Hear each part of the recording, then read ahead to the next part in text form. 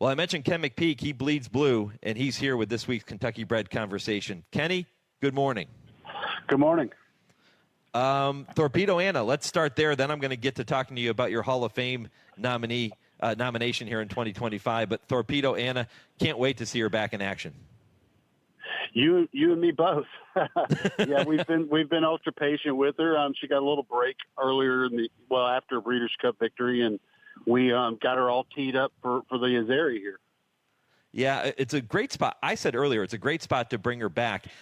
Was this kind of on the radar all along as the spot you wanted to target? Well, we gave her 60 days at my farm in Lexington and Magdalena. Then after that, it takes some time to get one together. And you could have run her right off the farm. She's so talented. But we've been able to get her going. We got her through the winter, dodged some snowstorms and such in Arkansas, and actually trained her in Florida for a bit. And then she was actually in Louisiana for well over the last month.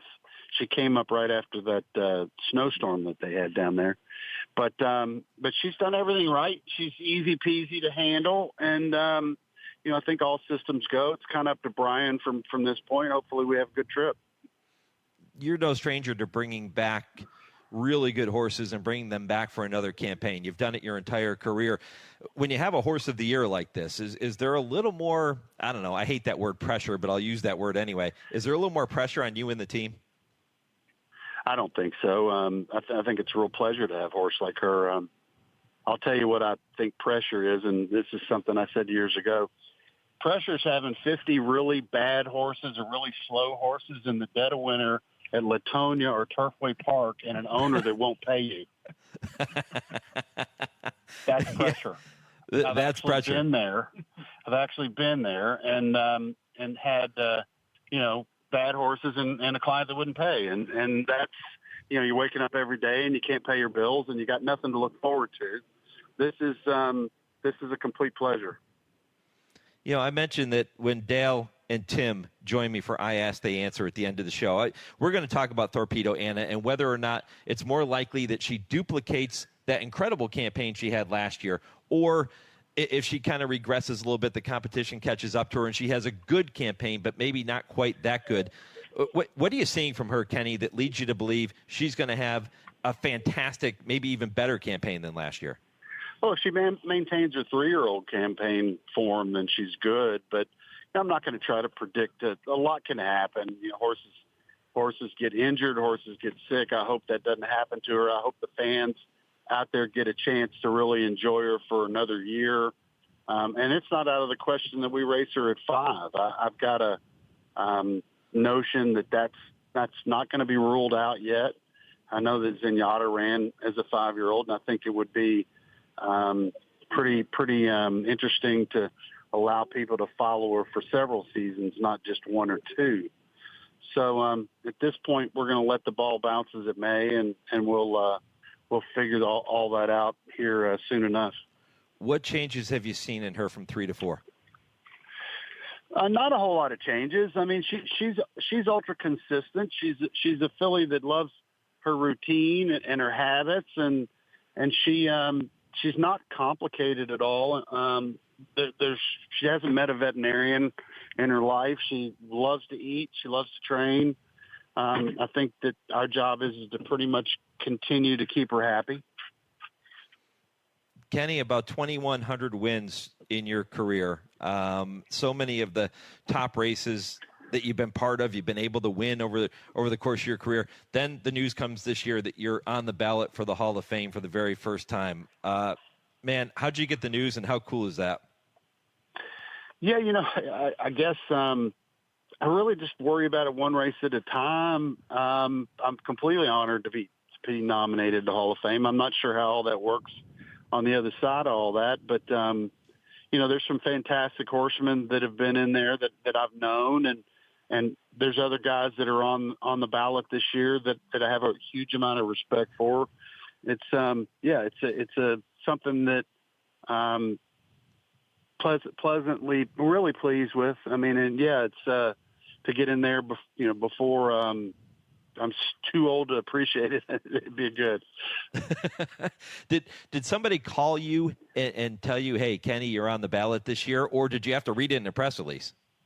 No, a good friend of mine from college, Bruce Casella, rang me, and he had a little inside info on all of it, and he knew people on the committee of 12, I think, and he was the first. He was real pleased to be able to call and tell me about it. But yeah, it's such an honor, and I'm not sure. Like if I do get voted in, I'm a little nervous. I get emotional sometimes, believe it or not. But we'll see how that goes. You talk about at one point in your career being at Latonia, 50 bad horses, trying to get paid from owners, really struggling to make a name for yourself. And here you are on the ballot for the Hall of Fame. When you think back on this career that you had, and I know there's still plenty of more good things to come, but when you think back on it, what are some of the things that Ken McPeek is going to cherish most?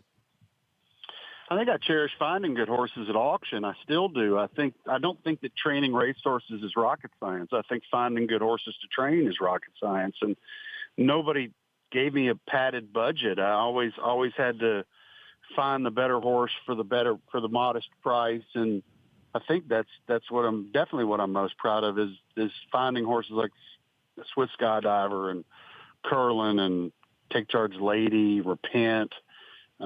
Obviously Thorpedo and a long list of other ones. I mean, it's not, I think horsemanship is more than training. I think you have to be able to see and to acquire. And there's a lot of owners to thank and there's a lot of staff to thank. So altogether, it's not been just me. There's a whole lot that pulled it together.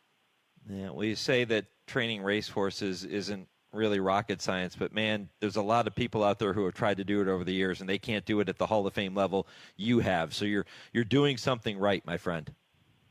I appreciate it. I'm looking forward to going to Tony's when I get there in the spring. Since you brought it up, you made me hungry.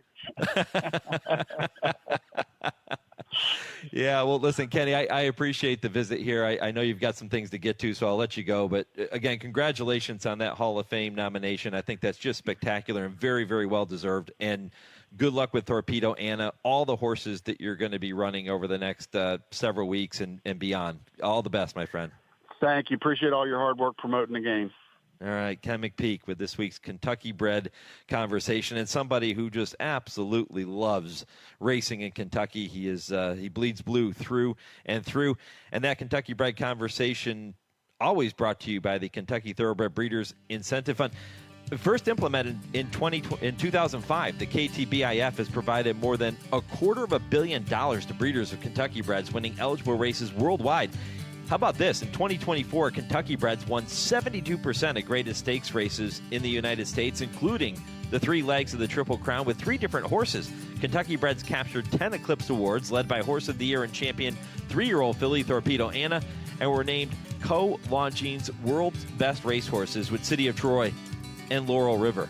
With an average field size of 8.9 horses, all sources wagering on Kentucky racing has grown the past 4 years, and we do not plan on slowing down. Kentucky Breds, breed them, raise them, race them. We all win. For more information on racing and breeding in Kentucky, visit KentuckyBreds.com.